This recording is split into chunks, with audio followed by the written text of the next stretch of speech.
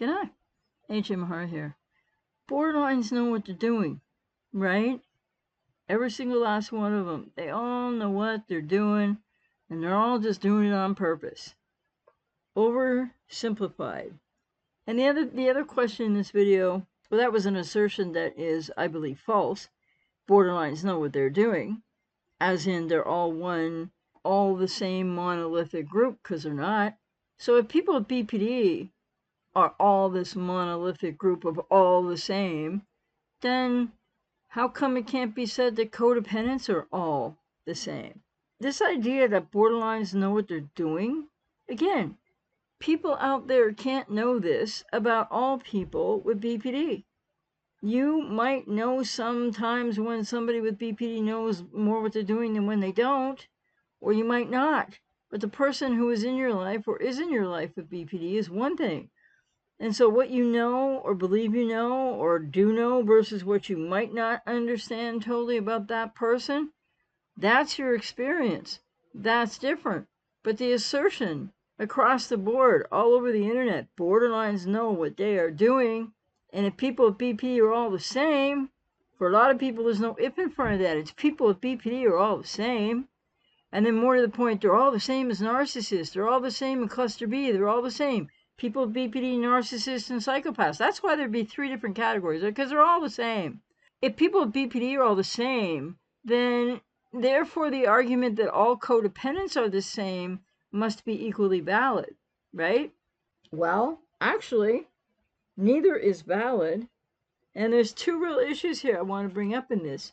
One is the false consensus bias, and the other is the logical fallacy, which people all over the place asserting that borderlines know what they're doing, all of them, based on your experience with one, or because you've read 500 other people say something, or listening to people on YouTube, or you find one person with BPD who consolidates something you believe, you think, and it's one person's experience. So then, like I'm saying, if all people with BPD are the same, and they know what they're doing, then all people with codependency must be the same, and they must all know what they're doing.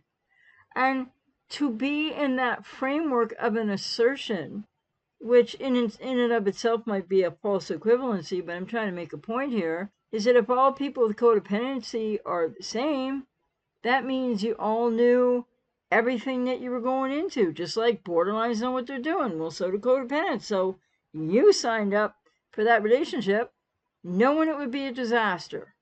I don't think that's what most people with codependency believe. That's not what I believe either, but then I don't believe that all borderlines know what they're doing and that all borderlines are the same. Logical fallacy of this assertion, which is made on this channel more and more, which is made in this channel many different ways. Recently, somebody put a comment in there forwarding that they watched a person with BPD on, I don't know if it was on YouTube or read something they wrote. And because one person with BPD describes something one way, oh, well, good, then it must be everybody's the same, right? It's really a reductionist argument at best. It's got a lot of issues with it, but I'm just going to pick 2. Because in the logical fallacy category, I could probably find a good 10 or 12, easily. So what is a logical fallacy? It's a false statement that weakens an argument by distorting an issue. We're seeing this all over the internet. Drawing false conclusions, misusing evidence, or sometimes misusing language. Logical fallacies were introduced by Aristotle. There are 13 of them. They were introduced in Aristotle's Sophistical Refutations. He didn't only show how to win an argument by making logically valid claims, which is not what I'm here to do. I'm here to disrupt an ongoing logical fallacy presented across the internet by those who've been with somebody with BPD, exes of those with BPD, not all, okay? And things that people are bringing to the channel lately, which in comments would just are logical fallacies. So Aristotle also demonstrated how to refute some of the opponent's invalid claims, and he called them sophistical and contentious arguments. That's what I think. To say, oh, borderlines know what they're doing as a blanket statement, like as in always, it's very dichotomous too, which is a thought distortion and a thinking error all unto itself, a dichotomy. Like borderlines are black and white, but how come everybody else who thinks they're quote all normal or better than people with BPD, because they're all the same and they know what they're doing? This assertion really holds no weight whatsoever. It doesn't even hold weight with the pseudoscience of the APA and the hegemony of big pharma. So classifying fallacies accurately is challenging because of the application and structure. But there are hundreds of identified logical fallacies and more than 24 types and subtypes of them. And they can be divided into two broad categories, formal and informal fallacies. So a formal fallacy is a deductive fallacy. Seems to be what's going on in this logical fallacy. Borderlines know what they're doing, and all borderlines are the same. All cluster Bs are the same. So therefore, I'm going to suggest maybe all codependents are the same. Not seriously, but this would be the way that one would put forward a formal logical fallacy. To which I'm admitting that to say all people with codependency are the same is a logical fallacy, as equally is the argument put forward by so many on the internet that all people with BPD are the same. So this formal fallacy is deductive, refers to a flaw in the structure of a deductive argument that renders the conclusion invalid. A deductive argument is intended to provide a necessarily valid conclusion if the premises are true, and its validity is dependent on the structure of the argument. Let's just take a look at that for a second, because the structure of these arguments across the internet are propagated by people who don't have any objectivity anymore, right? You've been really hurt by somebody with BPD, whether that's a significant other, ex, a current partner, a family member, a sibling, maybe an adult child of somebody with BPD. It's really important to realize that formal fallacies in and of themselves are kind of negating any kind of valid conclusion.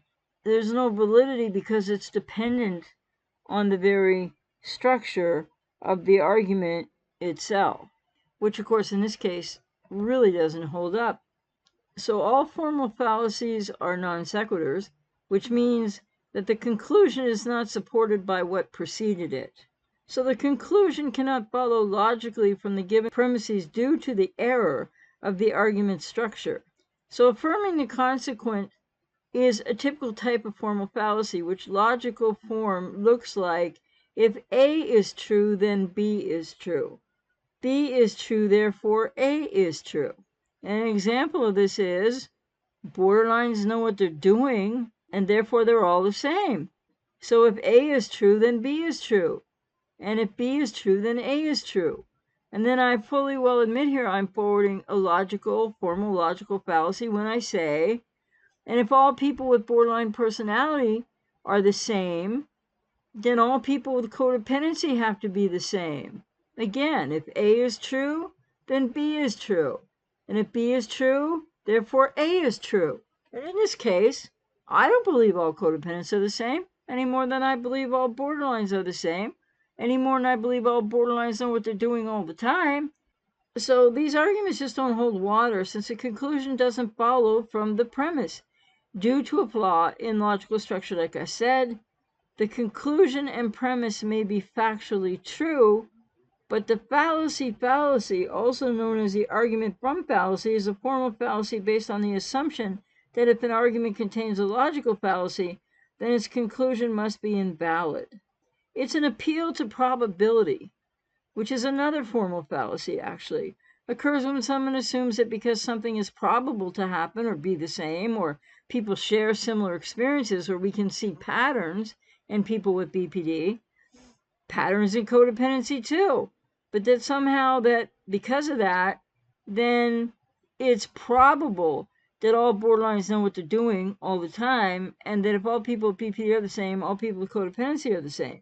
So that's just, one framework to try to say something a little bit different about this.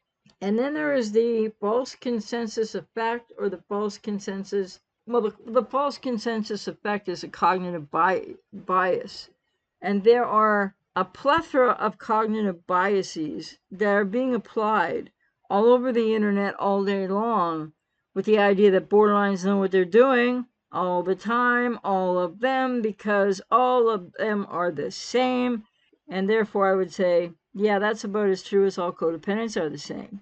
And now we have the broader stroke argument happening out there, an even bigger logical fallacy. And I could put many more. It's more than that. It becomes almost ad hominem, a straw man argument. It's also it can fit within a Raven's paradox. So we're now seeing people say that all cluster B, so BPD, NPD, and ASPD, all the same. It just keeps getting more and more ridiculous. And my question to people who forward these logical fallacies and false consensus effect cognitive biases is, how does it even serve you? How does it even serve you as an individual, let alone what's going on across the internet and what is becoming massive groupthink that divides those with BPD who have their own groupthink and the codependents on the other side who have their own groupthink. Groupthink is really rarely ever accurate and logical. So the false consensus effect causes people to overestimate the degree to which their beliefs, values, characteristics, and behaviors are shared by others. So again, we see person A somewhere on a message board writes, "This is what happened to me." And then person B goes, "Me too." And person C, and following all the way to X, Y, Z, and on. "Oh yeah, me too, me too, me too. That exact same thing, that exact same thing, that exact same thing." But when you're thinking about that, if you have codependency, are you ever realizing how all of your codependents saying all this about all the ex with BPD or whoever it is with BPD in your life or who was in your life, that you're all yourselves in your own group think, that you're also all being very much the same? Or it could be said that you're all being very much the same. So any bias can influence people's thoughts and actions in a variety of domains. It's important to understand this because people need to think more logically about what they're actually thinking about in forwarding these narratives. I mean, people are going to continue to forward them. Obviously, it's been going on since I got online in 1995, but it is exponentially increasing and rising to such logical fallacies and beyond, and false consensus effect, cognitive bias, but confirmation bias, all kinds of biases that aren't solid, rational thought. So people can experience false consensus effect in a variety of situations. Essentially, whenever someone attempts to make judgments regarding the thoughts and actions of others. Bingo! Because, people recently on my channel here forwarding too. And in a live stream, and, I sort of answered in a way, responded to somebody, that was saying, well, but I can really, people are asserting, well, I know how the borderline feels. No, you don't. You know what's going on for them. No, you don't. You don't know what's going on inside of them at all. You don't know what the emotional and adverse child experience defense mechanism drivers are of behavior. You know what you see. You know what you experience. You might know if they're raging or if they're withdrawing and they're internalizing, but you don't know what they feel. You can't know what they feel any more than they have a clue what you feel. So there's several reasons why people experience the false consensus effect, the cognitive bias. Motivational processes. People generally want to believe that their thoughts and actions are normal and prevalent. Well, I would say that's what a lot of, quote, non-borderlines, unquote, on the internet have going on right now. And with codependency, it's like it somehow defines you. And your stake in this is somehow that I'm not saying people with codependency are the same as people with BPD at all, but not all people with BPD are the same, nor are all codependents the same. So people with codependency, I would then maybe assert, are likely, at times, maybe unconsciously, feeling like they're better than the person with BPD. These all come down to moral, value, ethical judgments, which may or may not have anything to do with the conflict, the heartbreak, the wounding, etc. So, what's motivating people to say this all over the internet? Well, it doesn't make it so just because people are all over the place are saying borderlines know what they're doing and borderlines are all the same. And now all people in cluster B are all the same. And again, another factor in why people experience false consensus affect cognitive bias is selective exposure. So you're in niche areas of a subject, of a topic, of something that you've experienced in your life, and you're looking to others who have similar experiences or report similar things, and then you all meld together, therefore equal sameness. All of these people with BPD are the same. Look, I had this happen. He, she did that to me too. But that's selective exposure, and it's a bias. People tend to spend more time interacting with individuals who share their opinions than those who don't, which, I'm just speaking in this specific area here because it could apply in so many. And it gives people a distorted view of what the average person is like, or what the average borderline is like, what the average codependent is like, what the borderline that or that was in your life or is in your life, what they know what they're doing on purpose versus what they don't know that they're doing on purpose.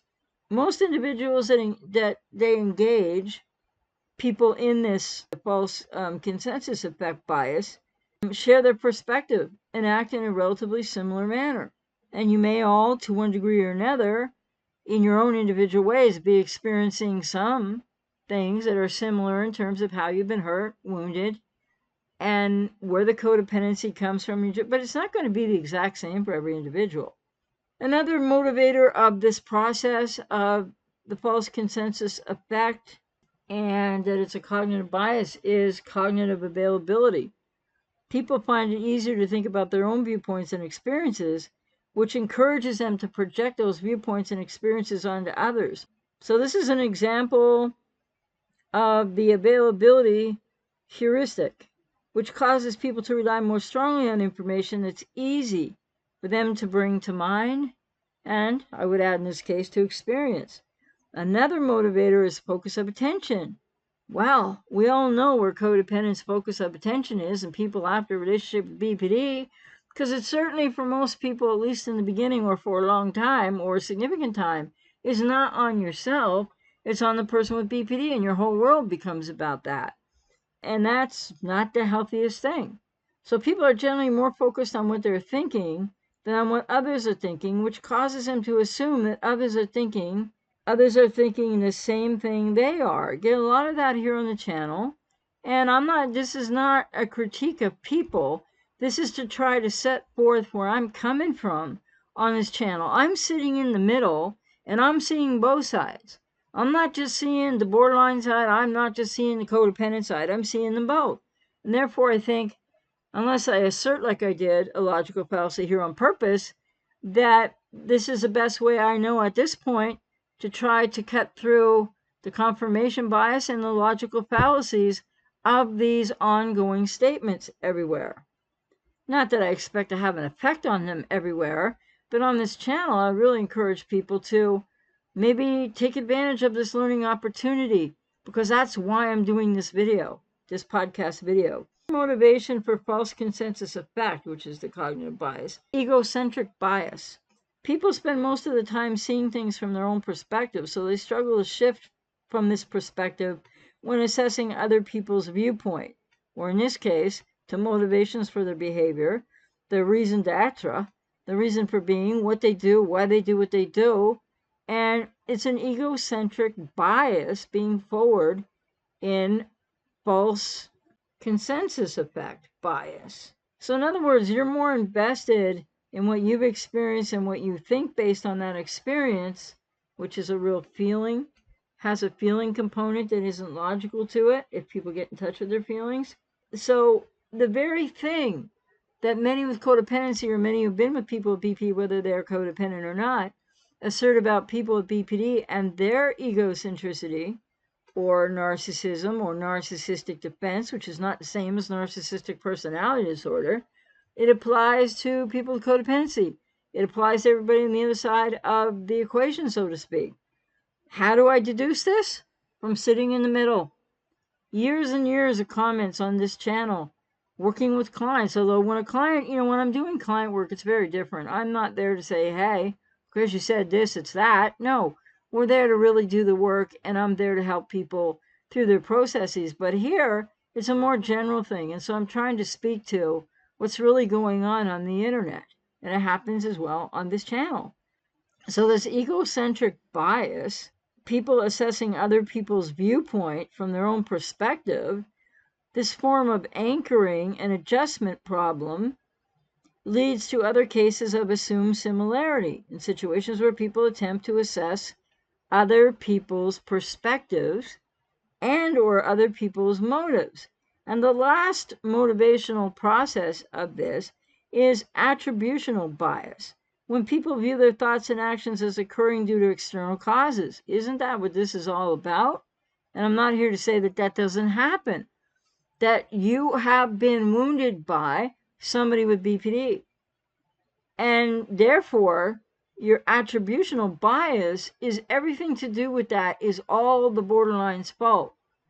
When much of it is, and they have their responsibility, but what's in the middle there also for people with codependency to look at is that your woundedness isn't only from the borderline. It's also, in more people's cases than not, from something in your childhood. So duality and multifaceted woundedness all attributed to one source. And it's within attributional bias, by the very nature of it, it occurs due to external causes, right? It's externalization out. Well, partially there's a reason for that, right? It's understandable, makes sense, because the person with BPD did hurt you somehow, or many different ways. But in codependency, we see the patterns of unhealthy relating that a lot of people with codependency aren't addressing at all. And it's all about externalizing out in a similar way to those with BPD, but again, pretty much entirely, although overlapping, motivational process is occurring for why are people with codependency externalizing out so much onto the people that they get involved with BPD. In this case, I'll just stick to BPD. So then people under the attribution bias overestimate how common those patterns of thinking and acting are, because they assume that others would be influenced in a similar manner by those external circumstances. And while there is a similarity of others being affected in the way that you might have been affected by somebody with BPD, even though there are patterns in BPD and there are patterns in codependency, it doesn't make all borderlines the same or all people with codependency the same. It doesn't mean that all borderlines know what they're doing all the time and how they affect you, because it's rarely the case, actually. And so do all codependents know what they're signing up for at the beginning of the relationship? Because if one is true, if A is true, B is true. If B is true, A is true. And if not, then what? But just to assert that borderlines don't always know what they're doing is highly individual, and it depends exactly what they're doing. And then it depends more to the point why they're doing what they're doing, which people being hurt by people with BPD rarely, if ever, understand or can catch up to at the time, and may not even totally understand or be able to make sense out of after years of processing, or even months of processing or weeks of processing. So the degree to which these narratives all about people with BPD online continue to exponentially leave factual reality due to people's woundedness, hurt, and their need to, I guess, aim at the other, in this case, people with BPD, because they have hurt you and wounded you, might be somewhat understandable. But it's, my question is, how does it help you?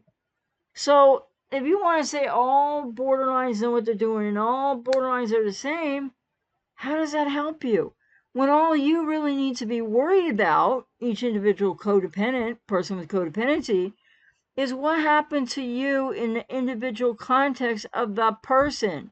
In most people's cases, the one person with BPD that you experienced this hurt and this wounding from, that maybe you took part in hurting and wounding them too. We're not here to really look at that side, are we? But people have these things going on. Logical fallacies and the negative logical fallacies and the false consensus effect, which is a cognitive bias, which has biases within it. So this is where I'm coming from often when trying to do video that speaks back to the narrative out there that is a logical fallacy, sometimes rising to a Raven's paradox, all kinds of cognitive biases going on, because not everything is the singular fault or responsibility about your woundedness today of the person with BPD. Lots is, and lots is a responsibility. Just as right now, you as a codependent have responsibility for what you're going to do to help yourself, not how you're going to rescue the unrescuable, because people with codependency can't be rescued either. Nobody can rescue anybody else. But you can do something amazingly empowering for yourself today, getting into your own healing and recovery journey, and maybe not continuing to think that somehow you're benefiting from the vilification and the narrative online about borderlines know what they're doing. Why are you speaking to all borderlines in a globalized way when you haven't met them all? They haven't all hurt you. You don't know them all. Just as people with codependency, you think you relate to each other over these experiences, but you're not all the same. And I know I'm working with clients, many people have forgiven the person with BPD. Many people have compassion and empathy for the person with BPD that hurt them really, badly and to varying degrees, right? And also that their woundedness goes back to something that happened in childhood, adverse experience. But then there are people who outright have disdain and wish nothing but the worst on people with BPD. I'm not here to say it should be one way or the other. I'm just saying here's two opposite realities that many people come to. So it's not like everybody has the same actual response back. So again, what is this logical fallacy? And within the consensus bias, the egocentric nature of that. It's kind of interesting when, as someone who's sitting in the middle looking at both sides of this, and I'm not saying people with BPD aren't responsible for what they do, even if they can't take that responsibility. Yes, they are. And so are you responsible as a codependent. Because the minute you know what's going on and you don't do better for yourself, how can you keep blaming them? And if you say and you believe that a borderline knows what they're doing all the time, then I would assert to you, if that's really true, how can you know that? Number one, you can't. And number two, then that logical fallacy way of thinking and all kinds of biases in that way of thinking would suggest that why not let's just build a Raven's paradox here and say, because all people with borderline personality know what they're doing, so do all codependents. I don't think that would sit well with very many people with codependency, would it? So anyway, something to think about, something that I hope people will think about, something that if you're not familiar with this, I hope you'll go read up on it, something that I think more people with codependency would benefit from than just the vilification of borderlines know what they're doing all the time, or borderlines are all the same, or some people now, because they're so hurt, going, all cluster Bs are the same, and BPD and NPD and ASPD are all the same. It's just not true. It might end up getting forwarded by the pseudoscience of psychiatry, but please underscore and underline the word pseudoscience. Check that out. Yeah, there's a YouTuber out there who keeps conflating all this stuff. And I watched a video, back then again, of course, watched a video of his last night wherein he was forwarding a lot of things, giving a lot of references. It all sounds really uber academically intellectual, and yet the Swiss cheese holes abound. Why? Because there were, in that one video, I forget how long it was, maybe it was one of his shorter ones, but there were four contradictions in there to what he was saying. And why is that important?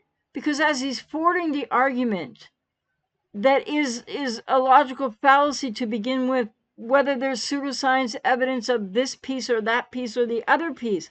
It's still, they aren't facts, hard, cold facts and evidence. And so there were 4 inconsistencies, 4 points fighting with each other. So, I mean, if you really, but see, people who have been hurt by somebody with BPD don't stop. I don't blame you that you don't stop to think about these things. Some people do, most people don't, because you're too hurt. And even if you're not feeling the hurt, the anger takes over. So these are processes. I understand that. But again, I'm just going to assert I'm sitting here in the middle. Share whatever you want to share on the channel. Be wherever you are. There's nothing wrong with that. And say whatever you're going to say. But because people say it, I'm not going to not, you're free to say on this channel what you want. As long as it's not arguing or, hurting someone else, which a lot of comments tend to try to do that here. To people with BPD, to people who have been hurt by someone with BPD or codependents, and codependents to people with BPD. And to those people out there who've got comments all over my channel here, different videos all throughout the years, saying that people with BPD deserve as much pain as possible because of the pain they cause. Well, there again, we have one of those false equivalencies and a logical fallacy too, because it assumes that people with BPD aren't in their own pain. And what we have to remember is, if we're going to say and assert, which I do, and I think most people are on board with, people with BPD being in a lot of pain doesn't justify how they hurt other people. So guess what? This applies to you too on the other side of being hurt by somebody with BPD. It doesn't justify the ways in which then you're going to go on to vilify them. Because either way, all of this negates the person who's been hurt by somebody with BPD who's in pain. Then the person with codependency, you're not just in pain more often than not because of that one person with BPD. There's that, of course. But then there's what happened in your childhood and what are you more responsible for finding out right now. So codependents have responsibility too, to themselves, but also, I believe, to this logical fallacy, false equivalency, and more, false effect, cognitive bias, all the cognitive biases that are served in this, that are thrown out there. And I would ask you at the end of the day, other than relating to other people who've been through something like you've been through, or something very similar, but not exactly the same, because you're no 2 individuals with codependency who've been with somebody with BPD are exactly the same. You're not going to process things the same. You're not going to heal the same. You're not going to grow the same. You're not going to understand the same or in the same amount of time. So I hope this makes a point that people will really consider, because that's the best I can do here, is I hope that you'll consider what I've said and understand I'm coming from a place of being in the middle. So I'm not aiming at either side. I'm trying to sit in the middle and say what I see and believe and what I actually know from 30 years of working with clients, etc., is true on both sides. So people with BPD are in a world of hurt, and then they hurt other people. Well, no, can't say that's, that's not justified. That doesn't mean they don't have responsibility. But then people with codependency forwarding these arguments and wanting to hurt back, okay, but how's that going to help you? This is like people with BPD online who are in many various different stages of not aware at all yet, to having some intellectual awareness or much, but not yet in their emotional landscape to be able to change things. And people pull out, like recently there was a comment on the channel, pulled out one person, what they said in a video with BPD, I don't know who it is or anything, and it said, and then ipso facto, so see, it doesn't prove anything. It just proves that the person who put the comment there is desperate to be, quote, right, unquote. Oh, wait a minute. Isn't that what borderlines do? Double down, triple down all their woundedness because they have to be right? Well, guess what? So do people with codependency often. So no matter the vast differences, the overlap between BPD and codependency, but no matter the vast differences between people with BPD, untreated, and people with codependency, untreated, I guess people that live in glass houses to varying degrees just shouldn't throw stones. And more to the point, you need to focus on yourself, take care of yourself, so you can heal and recover. And whatever happens with the other person is not your responsibility. So for people with codependency, stop trying to be uber responsible for everybody one way or the other, and look at the daunting process ahead of you of taking responsibility for yourself and all that that really entails. Because it also means not caring what other people think, not allowing yourself to fall into all those common feelings that stop people from getting out of these relationships. Well, I wouldn't be being me.